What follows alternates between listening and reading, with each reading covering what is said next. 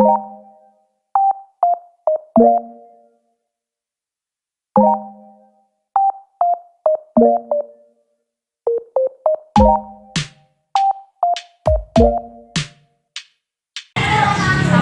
warahmatullahi wabarakatuh. Perkenalkan, kami dari kelompok 1. Di sini kami ingin mewawancarai seputar kurikulum yang ada di SMK IT Malingping. Selamat menyaksikan. Selamat sore.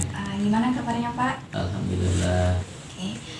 Sebelumnya izin memperkenalkan diri, saya Siti Awalia dan beserta dengan rekan-rekan saya, kami dari Universitas Mataul Anwar dari Prodi Diksatra Siada semester 4. Di sini kami izin untuk mewawancarai Bapak guna memenuhi tugas mata kuliah kami. Jadi langsung saja. Mata kuliah apa?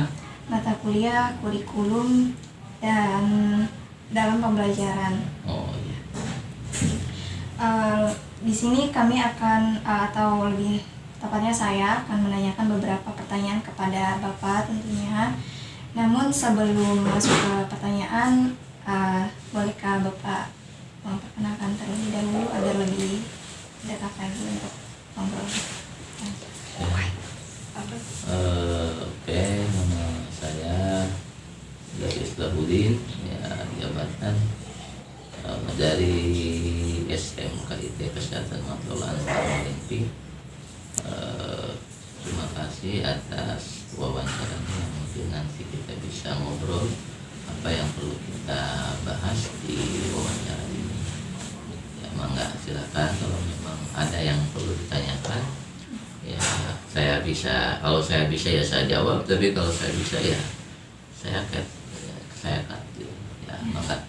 Terima kasih ya Bapak atas ketersediaannya untuk diwawancarai oleh saya dan rekan-rekan.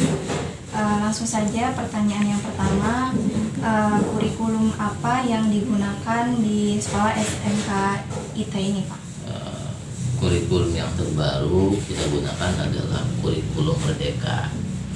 Ya, mungkin kurikulum Merdeka itu adalah salah satu kurikulum yang menekatkan lewat pendekatan, ya, memberikan keleluasaan terhadap pendidik untuk menciptakan proses pembelajaran yang relevan, gitu kan?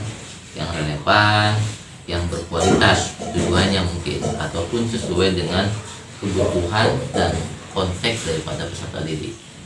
Jadi di sekolah kami menggunakan kurikulum Merdeka, ya, walaupun mungkin kita nggak tahu apakah nanti kurikulum itu akan ada apa ibaratnya pengulangan atau perubahan atau tidak di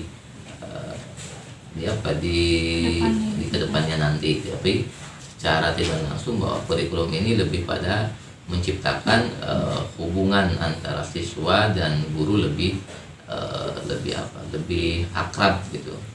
Ini seperti itu kalau saya melihat daripada kurikulum Merdeka itu, sehingga kurikulum ini lebih kepada pencapaian pengembangan keterampilan gitu, atau lebih pada penguasaan karakter siswa itu sendiri.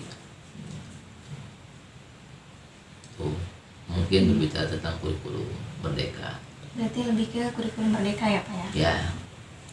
Baik, untuk pertanyaan yang kedua, bagaimana proses perencanaan yang dilakukan dalam pembuatan kurikulum tersebut Pak? Di sekolah kita guru-guru hendaknya mempersiapkan modul ajar kurikulum itu sendiri. Adapun ada beberapa langkah membuat modul ajar, diantaranya adalah pertama analisis kebutuhan dan kondisi. Jadi dianalisis dulu tuh kebutuhan seperti apa, kondisinya seperti apa. Baru di situ nanti identifikasi. Yang kedua adalah mengidentifikasi dimensi profil pelajar Pancasila. Nanti baru yang ketiga menentukan alur ATP. Kalau mungkin ATP itu adalah alur tujuan pembelajaran. Apa nih yang ingin dicapai daripada alur tujuan pembelajarannya. Nah, setelah dibuat alur tujuan pembelajaran, maka disusunlah modul ajar gitu. Baru setelah disusun modul ajar, maka terjadilah pelaksanaan pembelajaran. Kalau pembelajaran modul ajar sudah dibuat, kemudian sudah dilaksanakan, baru disitulah ada namanya evaluasi atau tindak lanjut daripada proses yang telah dilakukan oleh guru itu sendiri. Mungkin itu. Selanjutnya pertanyaan yang ketiga ya Pak. Nah, dalam segala hal tentunya pastinya memiliki kekurangan dan kelebihan. Nah, apa kekurangan dan kelebihan dari kurikulum yang digunakan di SMK IT sekarang ini, Pak? Ya, untuk kelebihan daripada kurikulum ini sebenarnya pertama mungkin kurikulum Merdeka ini memberikan kebebasan lebih kepada sekolah atau guru untuk menentukan kurikulum dan metode pembelajaran yang disesuaikan dengan kebutuhan siswa. Itu yang pertama. Yang kedua, relevansi materi. Kurikulum Merdeka fokus pada materi esensi dan memungkinkan pembelajaran yang lebih mendalam dan bermakna. Nah, adapun berbicara tentang masih kelebihan ya. Kelebihan yang ketiga adalah meningkatkan kreativitas dan motivasi belajar. Kurikulum Merdeka mendorong siswa untuk menjadi lebih aktif, kreatif, dan mandiri dalam belajar. Adapun berbicara kekurangan, ya, kekurangan apa sih kekurangannya gitu kan? Kekurangan daripada kurikulum Merdeka ini adalah kurikulum Merdeka mengurangi standarisasi pendidikan yang dapat menyebabkan ketidakpastian dalam evaluasi dan pembelajaran antar sekolah. Jadi tidak sama evaluasinya nanti tidak sama antara siswa yang satu dengan yang lainnya. Kemudian berbicara kurikulum maka harus berbicara SDM. Apa itu SDM? Sumber daya manusianya. Artinya banyak guru yang masih membutuhkan waktu pelatihan, ya. Jadi nggak begitu kurikulum Merdeka ini jadi ya guru-guru lebih paham ya padahal ya tetap apalagi berbicara tentang konsep sekolah swasta. Sekolah swasta ya sebenarnya harus ada khusus pelatihan-pelatihan yang agar guru-guru itu sendiri memahami konteks tentang kurikulum Merdeka itu sendiri gitu. Kemudian yang tidak kalah pentingnya adalah berbicara sarana prasarana gitu. Ya. Karena apa? Karena pada dasarnya kurikulum Merdeka ini ya harus mempunyai sarana prasarana yang sangat memadai gitu. Ya, akses sekolah gitu kan, lahan, akses sekolah, kemudian buku panduan belajar, kemudian internet, perangkat pembelajaran misalkan komputer dan lain sebagainya gitu. Sehingga alat dan media pun harus lengkap gitu kan. Karena berbicaranya adalah merdeka. Bagaimana siswa memahami tentang konsep pembelajaran itu sendiri.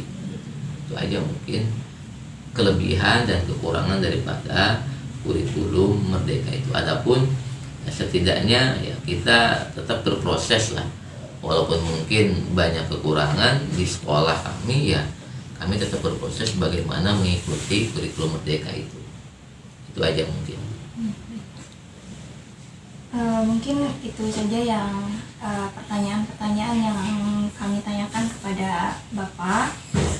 Terima kasih atas jawabannya yang sangat luar biasa dan kami juga berterima kasih kepada Bapak atas ketersediaannya untuk diwawancarai. Yes. Terima kasih Pak. Iya. Oke, baik, izin Bapak, izin memperkenalkan diri. Saya Amri dari mahasiswa Universitas Matlaut Anwar semester 4. Tujuan saya ke sini untuk mewawancarai Bapak sebagai guru mapel bahasa Indonesia yang dimana kami ditugaskan untuk mewawancari perihal kurikulum yang digunakan di sekolah Bapak. Mungkin izin untuk menanyakan nama Bapak dulu untuk perkenalan. Bismillah, Assalamualaikum warahmatullahi wabarakatuh. Waalaikumsalam warahmatullahi wabarakatuh. Terima kasih sudah mau berkunjung di Ya, sekolah siap. SMK ya. Iya. Ini karena satu atapnya perguruan Mata Anwar. Iya. Saya kebetulan Ridwan Firdaus mengajar di SMK IT Kesehatan Mata Anwar Malimping. Kalau induknya saya di SMP IT induknya. Iya. Cuman untuk tambahan satu atap karena tambahan pembelajaran itu saya digunakan ditarik untuk ngajar juga di SMK IT Kesehatan. Iya. Kebetulan di masa 2015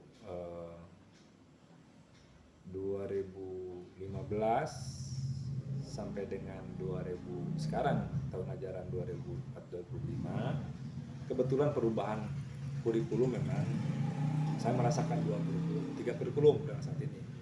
Pertama kurikulum 2006 atau kata SP. Iya. Dilanjut dengan kurikulum K13. 13. Walaupun itu pada saat itu berganti 2013 masih rasa kurikulum kata SP gitu karena belum masih kebiasaan gitu tuh. Iya. Sehingga pas ke-13 sudah merasa nyaman dengan pembelajaran capaian-capaian dan metode-metode pembelajaran ke-13. Sekarang dirubah lagi kurikulum Merdeka. Iya. Dengan capaiannya ya tetap berpikir kritis, terus ada yang namanya hasil dari pemahaman menyimak, karena bahasa Indonesia menyimak ya, Iya. dari menyimak berpikir kritis sehingga ada karya yang berbicara disampaikan. Setelah disampaikan mereka harus bisa menyampaikan dari yang kritis itu disampaikan. Ada ininya, ada hasil. Dan karya tulis, karena menulis itu harus mereka di lapangan mendapatkan hasil proyek. Ditambah lagi dengan kegiatan itu video dan sebagainya. Iya. Ditampilkan alhasil. Itu sekarang seperti itu. Karena berbasis kejuruan, kita menyesuaikan dengan keadaan yang ada di lingkungan mereka. Karena SMK kesehatan berbasis kesehatan, Iya. kita nggak menyampaikan materi bahasa Indonesia menyesuaikan dengan kategori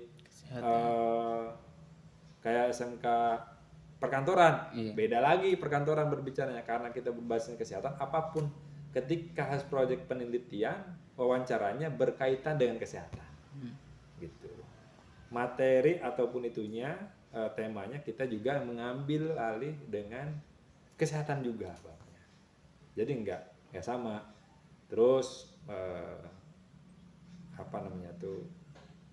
hasil dari karya mereka, baik itu wawancara ataupun yang wawancara juga bukan dari makanan gitu tuh. Kan ada makanan tuh untuk dipasarkan, tapi kita enggak ke makanan.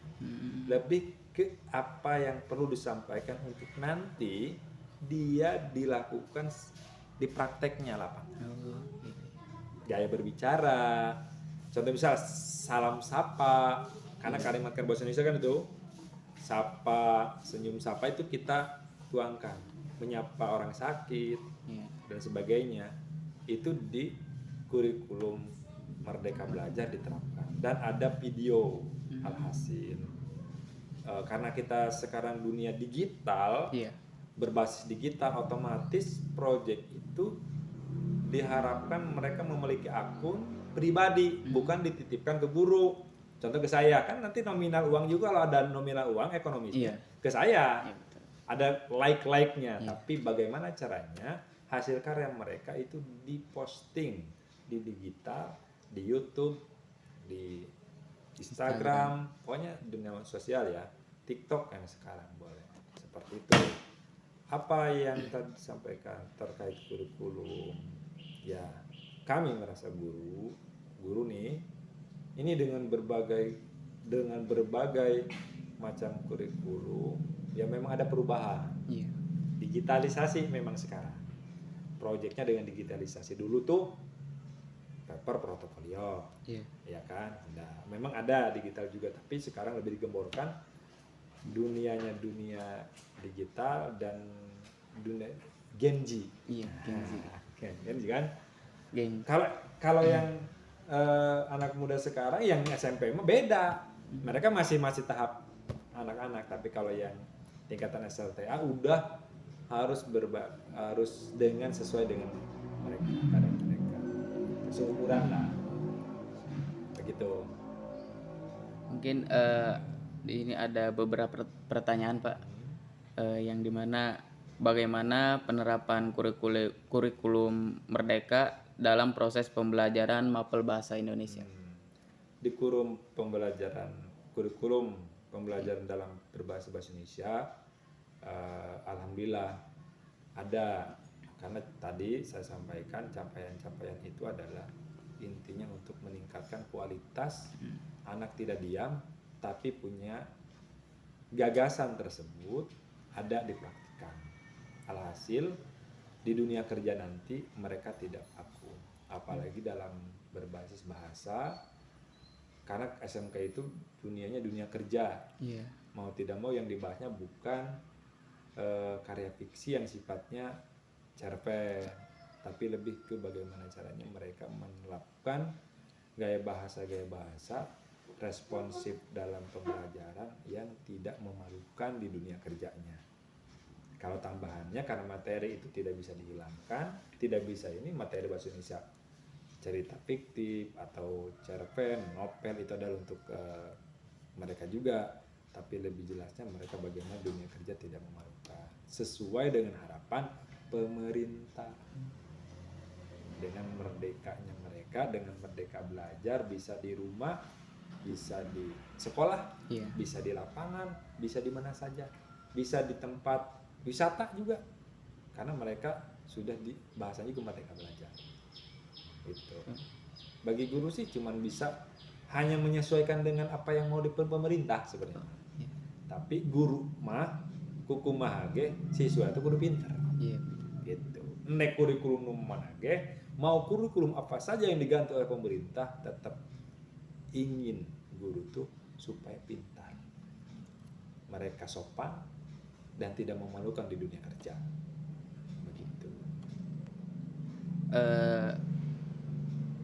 Apa respon Bapak terkait kurikulum Merdeka yang sekarang, dan bagaimana respon siswa dengan kurikulum Merdeka ini, Pak? Mereka enjoy karena diberi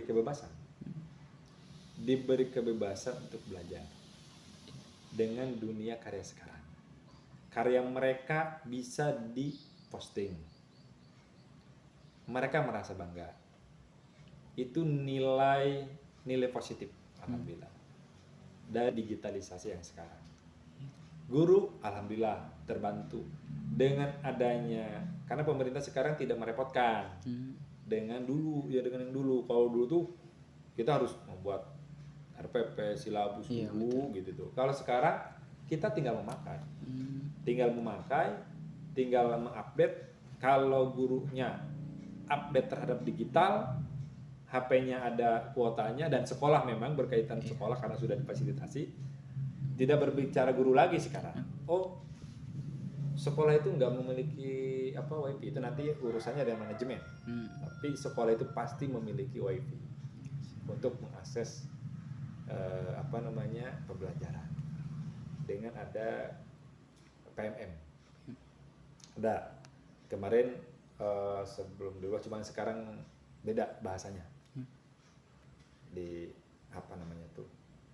baru sekarang tuh itu, kalau dulu PMM ada aplikasi yang akses guru. Jadi karena kita adalah pembelajarannya Passage F, Passage F, ya udah tinggal cari aja tuh Passage F bahasa Indonesia, nanti sudah ada materinya, hampir mirip sama.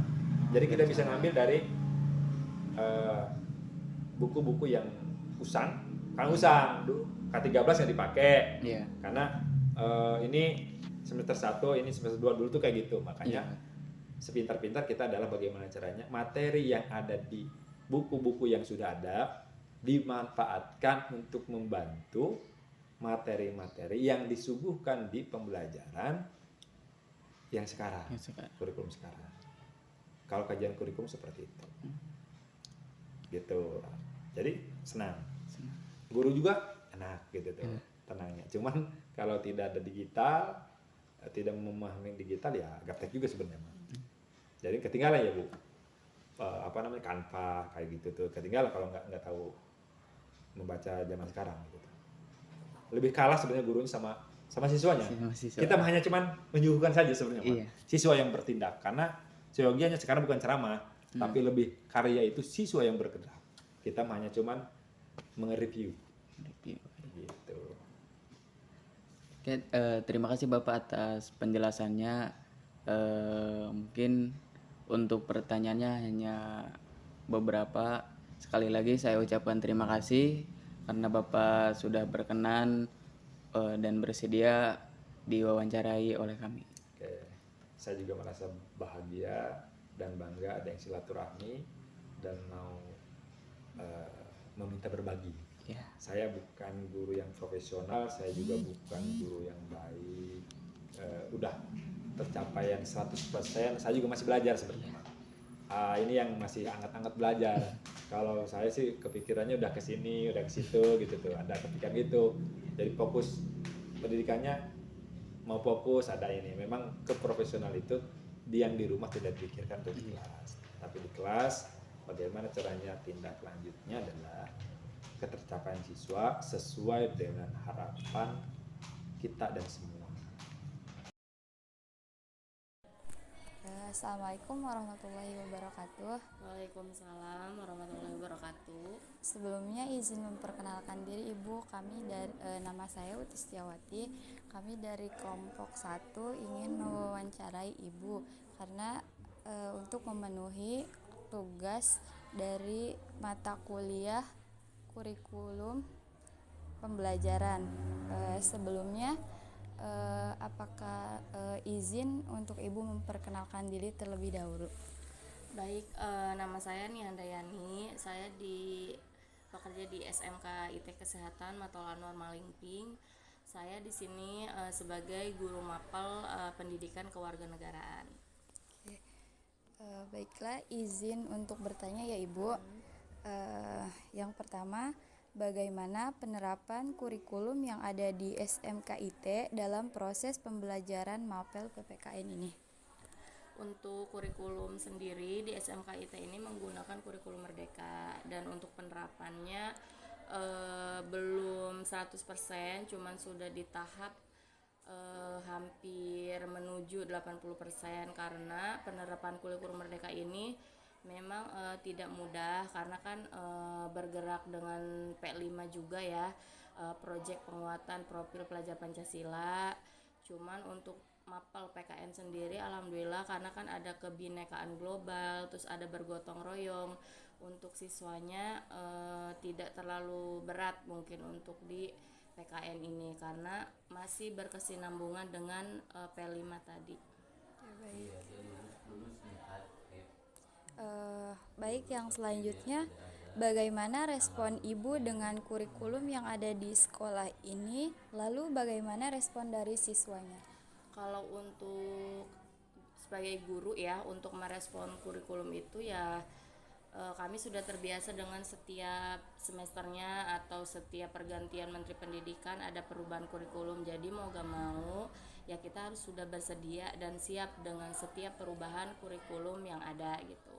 Untuk responnya ya bagus ya, kurikulum Merdeka ini memberikan pengajaran atau proses pembelajaran yang lebih maju dan lebih kreatif lagi karena di P5 ini ada kreatif, ada jadi siswa dituntut untuk berpartisipasi lebih aktif ketika belajar gitu. Jadi lebih banyak proyeknya sehingga bisa membuat siswa ini lebih mandiri, lebih kreatif dan lebih mengapresiasi dirinya sendiri. Dan untuk respon siswa memang